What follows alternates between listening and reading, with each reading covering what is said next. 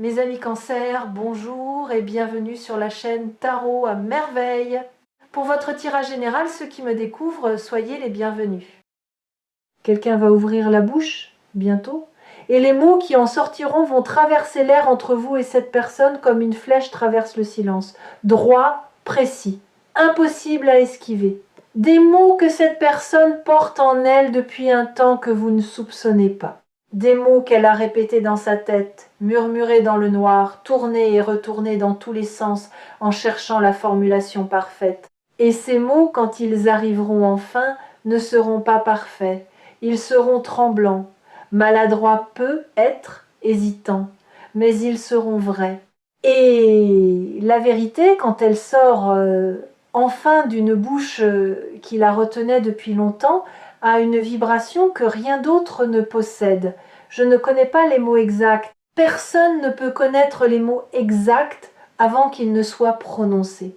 Mais je connais leur empreinte énergétique, leur forme, leur poids, leur couleur, si les mots avaient des couleurs. Et aujourd'hui, je vais faire quelque chose que je n'ai jamais fait. Je vais déchiffrer ce message avant qu'il n'existe. Comme un traducteur face à un texte ancien dont l'encre apparaît lentement sous la lumière, lettre par lettre, mot par mot, jusqu'à ce que la phrase entière se révèle.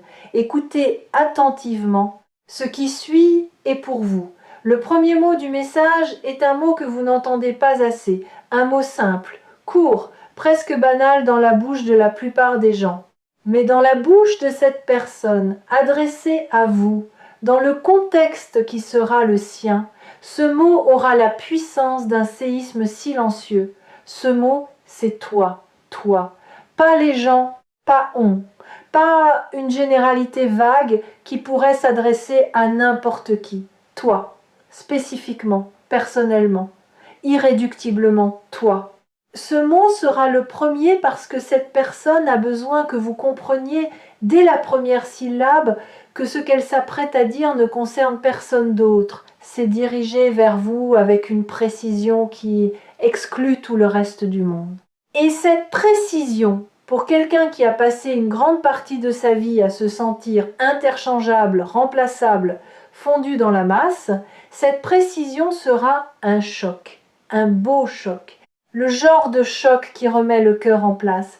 Vous avez vécu trop longtemps en vous sentant générique, en vous considérant comme un parmi d'autres. Quelqu'un de fonctionnel, d'utile, de présent, mais rarement quelqu'un d'irremplaçable.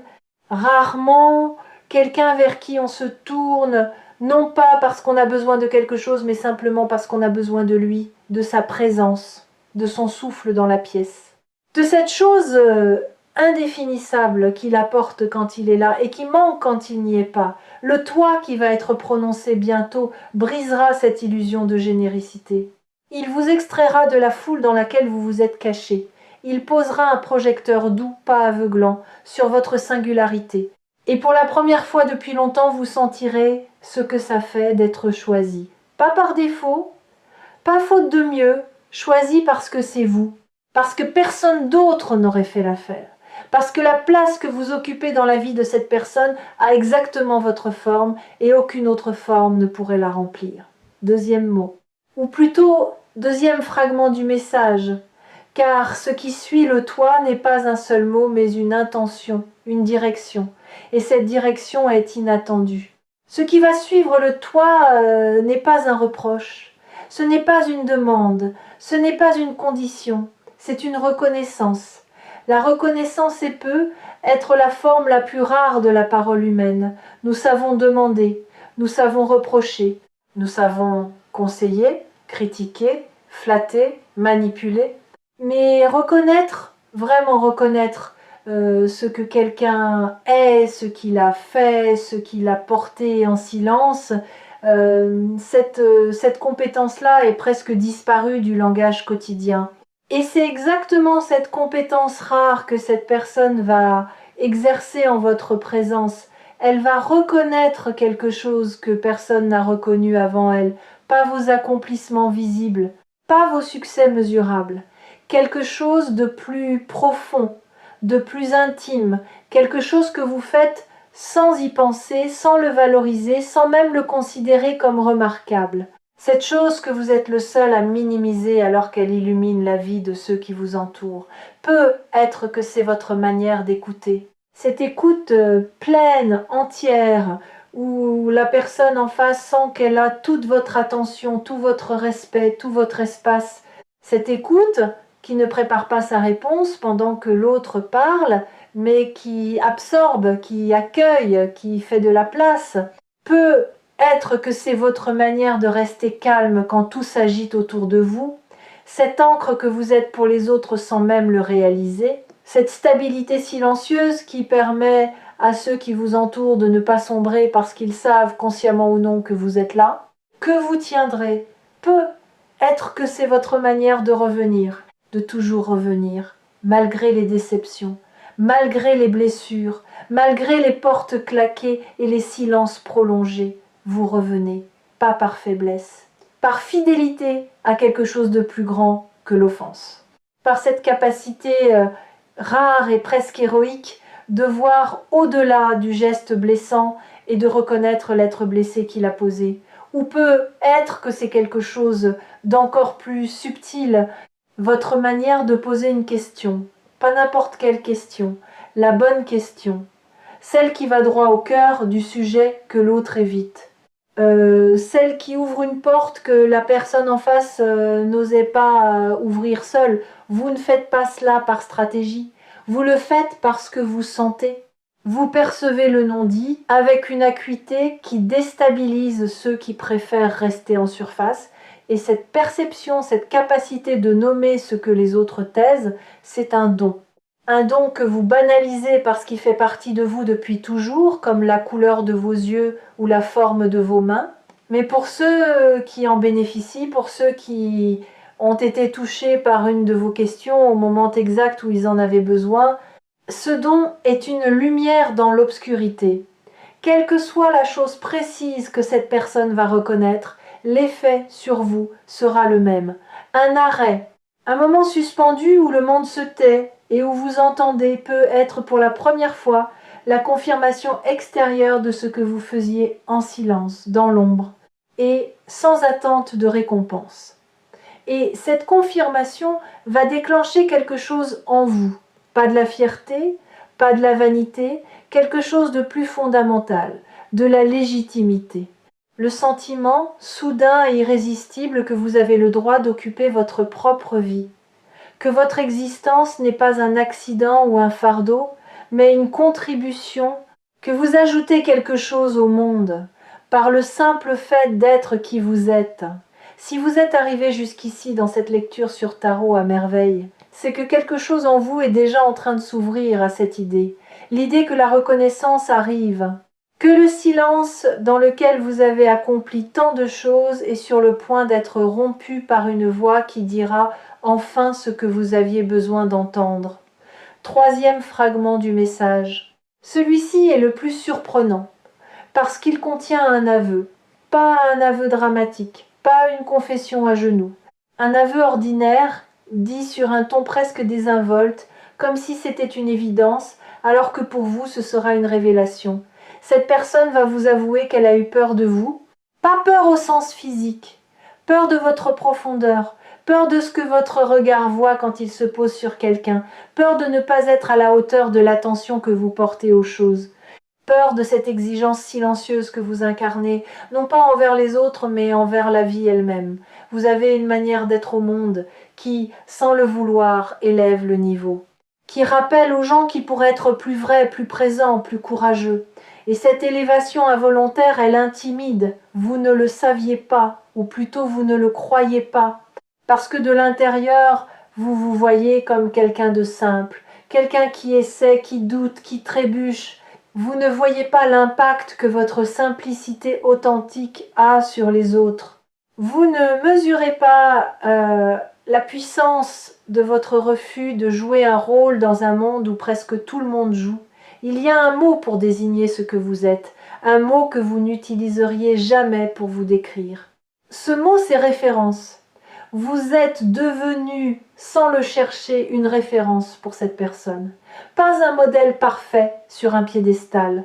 une référence humaine, un étalon de mesure vivant pour ce qui compte vraiment. Quand elle doute de sa propre sincérité, elle pense à la vôtre.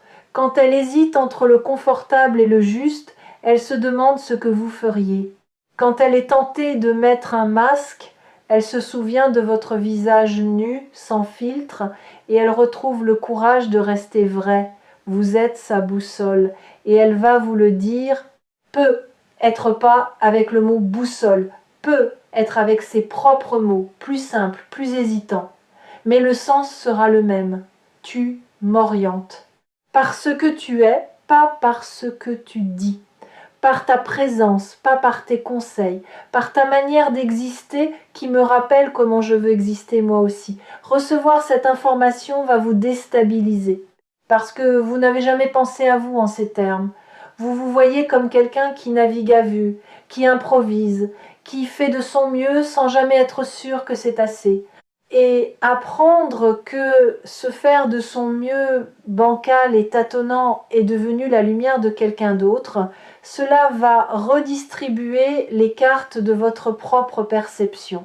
Cela va vous obliger à reconsidérer la valeur de votre quotidien, de vos gestes ordinaires, de votre existence simple, non pas en les dramatisant, en les reconnaissant enfin pour ce qu'ils sont. Des actes d'une beauté tranquille et profonde que vous étiez le seul à ne pas voir.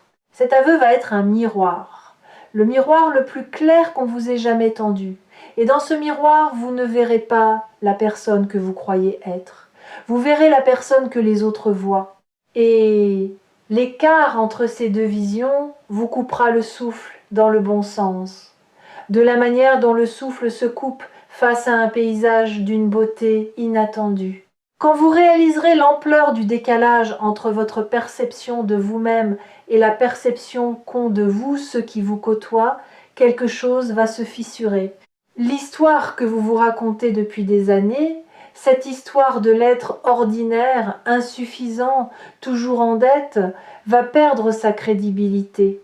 Et une fois qu'une histoire perd sa crédibilité, elle ne peut plus vous gouverner. Quatrième fragment. Celui-ci est le noyau du message, le centre de gravité autour duquel tous les autres mots tournent. Et il est d'une simplicité qui va vous désarmer. Cette personne va vous dire ce que vous représentez pour elle, pas en termes grandioses, pas avec des superlatifs, avec des faits, des moments précis, des souvenirs concrets. Elle va vous dire « Tu te souviens de ce jour où tu as fait telle chose ? Eh bien ce jour-là tu m'as changé. Tu ne le sais pas, tu ne l'as jamais su. Mais ce jour-là, quelque chose s'est déplacé en moi. Quelque chose qui n'a plus jamais bougé depuis. Et vous, en entendant cela, vous allez chercher dans votre mémoire. Et vous trouverez le moment dont elle parle, et vous serez stupéfait, parce que pour vous, ce moment n'avait rien de spécial. C'était un mardi ordinaire, un geste machinal, une parole lancée sans y penser, un acte de gentillesse si naturel que vous ne l'avez même pas enregistré. Et pourtant, pour cette personne, ce mardi-là a été un tournant. Ce geste-là a été une encre. Cette parole-là a été un phare dans un brouillard que vous ne soupçonniez même pas. C'est ça le mystère de l'impact humain. Nous ne savons jamais quels moments de notre vie deviennent des moments pivots dans la vie des autres. Nous semons sans voir, nous éclairons sans savoir, et les graines que nous plantons dans le sol des autres germent dans un silence total, loin de nos yeux, hors de notre conscience. Jusqu'au jour où quelqu'un vient nous dire « Regarde, regarde ce qui a poussé, regarde ce que ton existence a rendu possible. Ce jour approche pour vous, et il ne sera pas seulement émouvant, il sera recalibrateur. Il va recalibrer l'image que vous avez de vous-même, pas en la gonflant, en la corrigeant, en remplaçant la sous-estimation chronique par une évaluation juste, pas flatteuse, juste. Et la justesse en matière de perception de soi est le terreau le plus fertile qui existe pour la transformation. Il y a un cinquième fragment dans ce message, et celui-ci est tourné vers l'avenir. Parce que cette personne ne va pas seulement parler du passé, elle va parler de ce qui vient. Elle va exprimer quelque chose qui ressemble à de la certitude. Pas la certitude arrogante de celui qui prétend connaître l'avenir. La certitude tranquille de celui qui a assez observé pour savoir. Et ce qu'elle sait, ce dont elle est certaine, c'est que vous n'avez pas encore vécu vos meilleurs moments. Elle le sait parce qu'elle vous connaît. Pas la version de vous que vous montrez au monde, la version de vous qui existe dans les interstices, dans les moments non surveillés, dans les gestes que personne ne remarque. Et cette version-là, celle qu'elle a eu le privilège d'apercevoir, porte un potentiel immense. Un potentiel qui n'a été qu'effleuré par tout ce que vous avez vécu jusqu'ici, comme un instrument dont on n'aurait joué que les notes les plus simples, alors qu'il peut produire des symphonies entières. Et elle va vous dire quelque chose qui ressemble à ceci. Et je veux être là quand tu joueras ces symphonies. Je ne veux pas les manquer. Je ne veux pas apprendre, des années plus tard, que tu as fait des choses extraordinaires et réaliser que j'étais trop loin, trop absent, trop silencieux pour y assister. Je veux être dans la salle, au premier rang, pas pour m'attribuer un quelconque mérite, mais parce que voir quelqu'un devenir pleinement lui-même est l'un des spectacles les plus rares et les plus beaux que la vie puisse offrir. Et que tu es cette personne pour moi. Ce fragment tourné vers l'avenir porte en lui une promesse implicite, la promesse de la présence. La promesse de quelqu'un qui ne vous suit pas par intérêt, mais par conviction. Par cette certitude intérieure que votre parcours mérite d'être accompagné, d'être soutenu, d'être célébré dans ses victoires et tenu dans ses chutes. Cette promesse, elle ne sera peu être pas formulée en ces termes, elle sera peu être contenue dans un simple « je serai là ». 3 mots. Mais 3 mots qui, prononcés par la bonne personne, avec la bonne intention, au bon moment, valent plus que 1000 déclarations.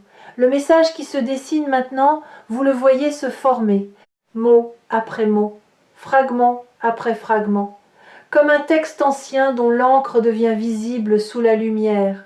Et ce texte dit ceci: toi, oui toi, je te vois, je vois ce que tu fais en silence, je vois ce que tu portes sans te plaindre, je vois la peur que tu caches et le courage que tu montres, et je veux que tu saches que tu as compté pour moi d'une manière que tu ne mesures pas, que tu comptes encore, que le meilleur de toi est devant toi, pas derrière, et que si quelqu'un devait te le dire, je veux que ce soit moi, maintenant, avant qu'il ne soit trop tard. Avant que la vie ne nous emporte chacun dans nos courants respectifs, sans que j'aie eu le courage de te dire ce que mon cœur sait depuis le début. Voilà le message, voilà ce que quelqu'un va vous dire. Peut être pas avec ces mots-là, peut être avec d'autres, peut être même sans mots du tout, par un geste, un regard, une présence qui en dira plus que n'importe quel discours. Mais l'essence sera la même, la vibration sera identique, et quand vous la recevrez, votre corps la reconnaîtra avant votre esprit. Vos yeux s'humidifieront avant que votre mental ne comprenne pourquoi. Votre gorge se serrera avant que les mots de réponse ne se forment. Et dans ce moment de reconnaissance physique antérieure à toute pensée, vous saurez que c'est vrai, que ce n'est pas de la flatterie, que ce n'est pas de la politesse, que c'est le cœur d'un être humain qui parle au cœur d'un autre être humain dans la langue la plus ancienne du monde. Les fidèles de tarot à merveille savent que certains messages ne font pas que passer. Ils s'installent, ils prennent racine, ils deviennent une partie de votre paysage intérieur, aussi permanent qu'un arbre dans un jardin. Ce message-ci est de cela. Il va s'installer en vous et y rester longtemps après que cette vidéo sera terminée, mais il y a un dernier élément que je dois aborder et il vous concerne directement. Pas cette personne, vous. Quand ce message arrivera, votre premier réflexe sera de le minimiser, de le réduire, de trouver des raisons pour lesquelles il n'est pas aussi significatif qu'il en a l'air. C'est votre mécanisme de défense le plus ancien, celui que vous avez développé dans l'enfance pour ne pas être déçu. Si vous ne croyez pas aux belles choses qu'on vous dit, Elles ne peuvent pas vous être reprises. Si vous n'acceptez pas pleinement un compliment, sa perte ne vous blessera pas. Ce mécanisme vous a protégé pendant des années. Mais aujourd'hui, il est devenu votre geôlier. Il vous emprisonne dans une version de vous-même qui est trop petite pour contenir tout ce que vous êtes réellement. Regardez comment ce mécanisme fonctionne au quotidien. Quelqu'un vous complimente et vous répondez immédiatement « Oh, c'est rien » ou n'importe qui aurait fait pareil. Quelqu'un reconnaît votre talent et vous trouvez instantanément une raison pour laquelle ce talent ne compte pas vraiment. Quelqu'un vous dit qu'il vous admire et vous cherchez frénétiquement ce qu'il peut bien vous vouloir.